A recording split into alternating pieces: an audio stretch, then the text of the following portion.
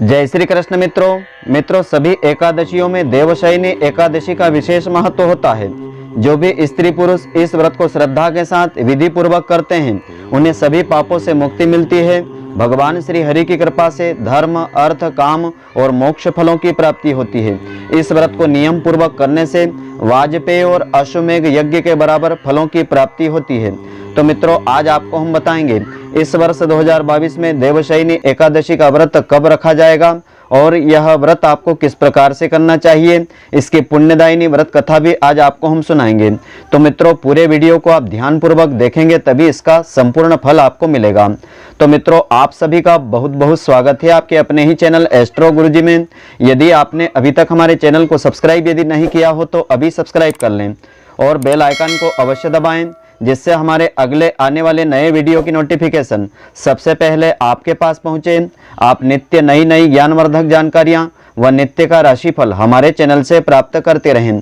तो हिंदू धर्म में आषाढ़ मास के शुक्ल पक्ष की एकादशी तिथि को देवशयनी एकादशी का व्रत किया जाता है।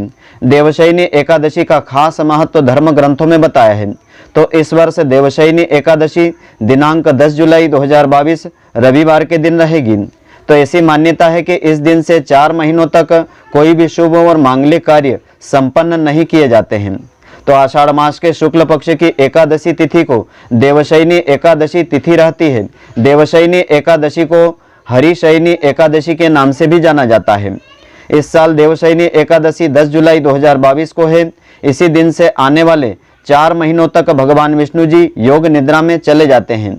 तो ऐसे में इन 4 महीनों के दौरान सभी तरह के शुभ व मांगलिक कार्य बंद हो जाते हैं।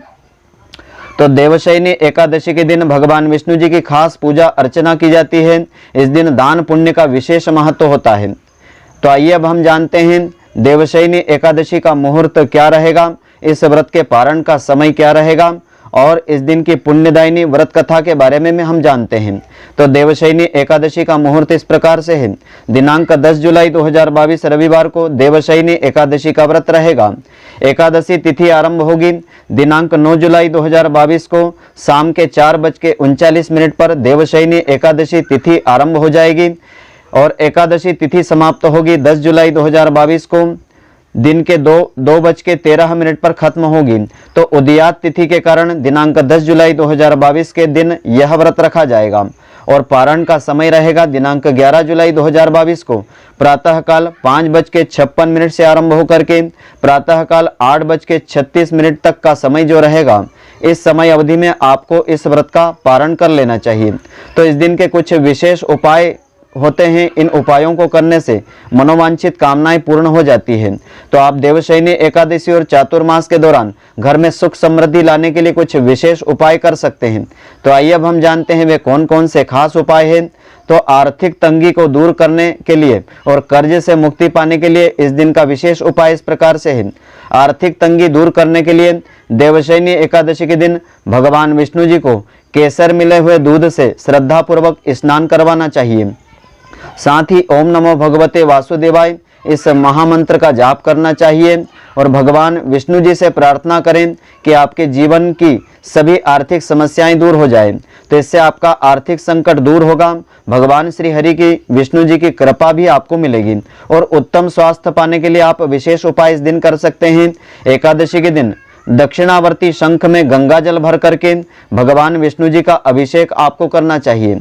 तो ऐसा करने से आपका स्वास्थ्य बेहतर होता है।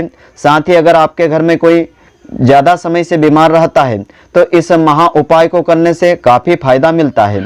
इसके अलावा सभी पापों से मुक्ति पाने के लिए देवशयनी एकादशी के दिन प्रातःकाल सूर्योदय से पहले आपको उठना चाहिए और अपने नहाने के जल में थोड़े से आंवले का रस आपको मिलाना चाहिए। इस जल से आपको स्नान करना चाहिए। तो इससे महापुण्य फलों की प्राप्ति होती है, उत्तम स्वास्थ्य और दीर्घ आयु की प्राप्ति होती है। इसके अलावा सुख सौभाग्य की प्राप्ति के लिए देवशयनी एकादशी के दिन यह व्रत आपको जरूर धारण करना चाहिए और भगवान विष्णु जी के नाम मंत्रों का या विष्णु सहस्त्र नाम का पाठ आपको सुनना चाहिए अथवा पढ़ना चाहिए।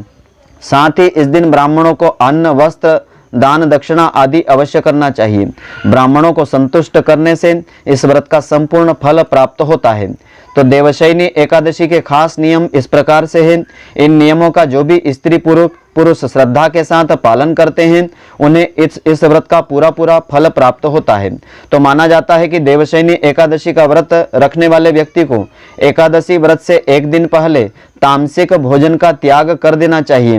प्याज लहसुन आदि का सेवन करने से बचना चाहिए।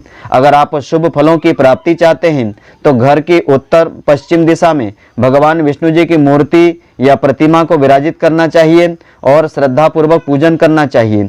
इससे घर में धन धान्य की बढ़ोतरी होती है, सुख सौभाग्य की प्राप्ति होती है। भगवान विष्णु जी को पीला रंग अत्यंत प्रिय होता है, तो एकादशी के दिन संभव हो तो पीले रंग के वस्त्र आपको पहनना चाहिए। साथ ही भगवान विष्णु जी की पूजा में तुलसी दल का उपयोग आपको करना चाहिए। तुलसी भगवान विष्णु जी को अत्यंत प्रिय होती है, लेकिन ध्यान रखें कि एकादशी तिथि के दिन तुलसी ना तो आपको तोड़ना चाहिए और न ही आपको किसी के द्वारा तोड़वाना चाहिए। आप एक दिन पहले तुलसी पत्र एकत्रित करके रख लेवें या नीचे गिरे हुए पत्ते भी इसमें आप धो करके उपयोग में ला सकते हैं।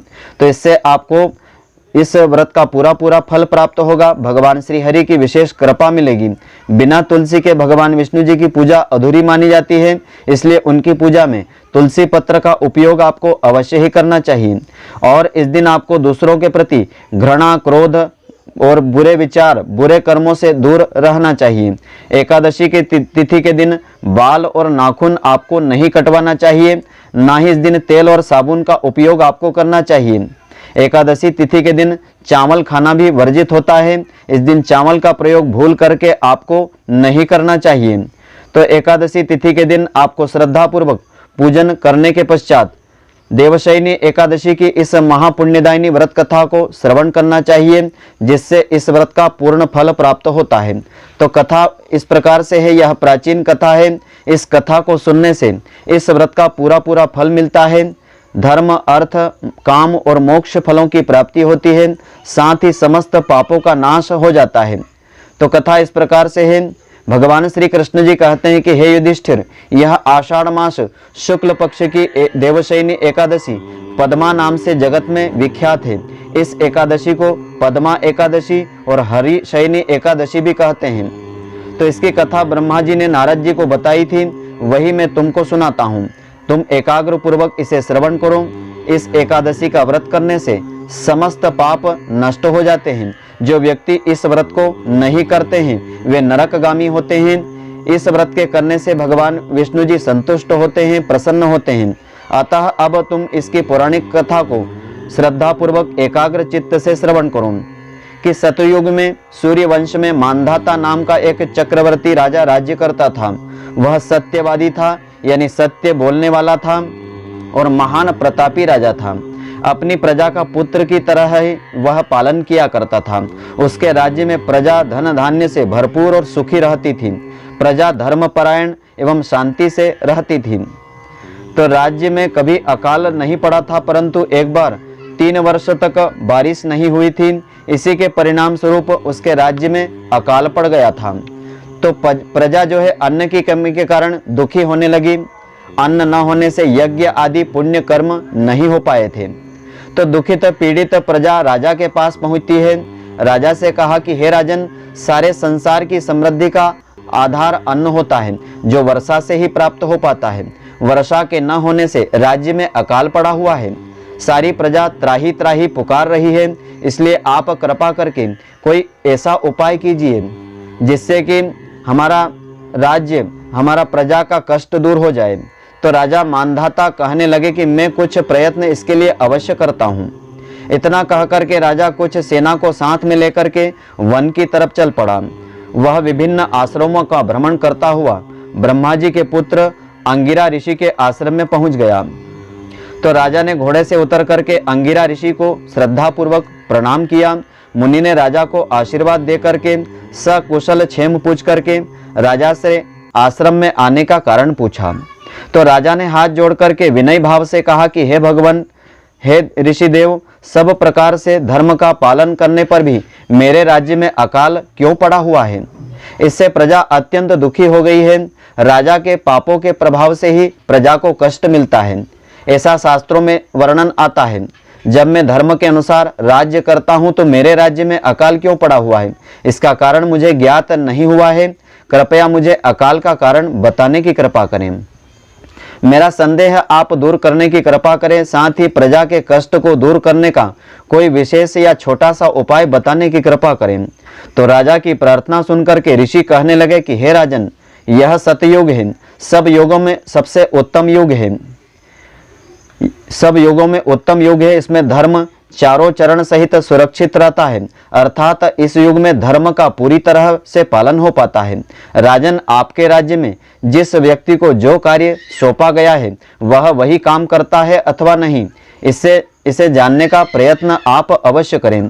ब्राह्मणों को ही वेद पढ़ाने तथा तप करने का अधिकार होता है, परंतु आपके राज्य में जिसे तप का अधिकार नहीं है वह तप करने का प्रयत्न कर रहा है।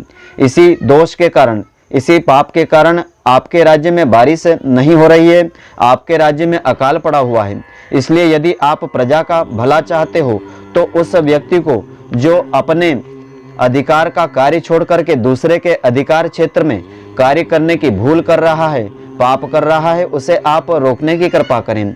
इस पर राजा कहने लगा कि महाराज, मैं अपनी प्रजा के लोगों को अपना धर्म पालन की सलाह अवश्य दूंगा, परंतु मैं उस शूद्र को तपस्या करने से कैसे रोक सकता हूँ?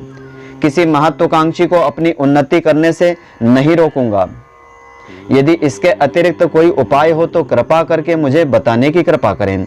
तो ऋषि आगे कहने लगे कि राजन, यदि तुम अन्य उपाय जानना चाहते हो तो ध्यानपूर्वक सुनो कि आषाढ़ मास के शुक्ल पक्ष की देवशयनी पद्मा एकादशी का व्रत विधि पूर्वक पूरा करो। इसी व्रत के प्रभाव से तुम्हारे राज्य में वर्षा होगी और प्रजा सुखी होगी। जो अकाल पड़ा है वह अकाल नहीं पड़ेगा। देवशयनी एकादशी का व्रत सब सिद्धियों को देने वाला तथा समस्त उपद्रवों का नाश करने वाला है।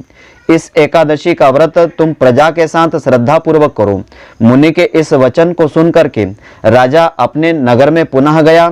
उसने विधि पूर्वक श्रद्धा पूर्वक देवशयनी एकादशी का व्रत किया।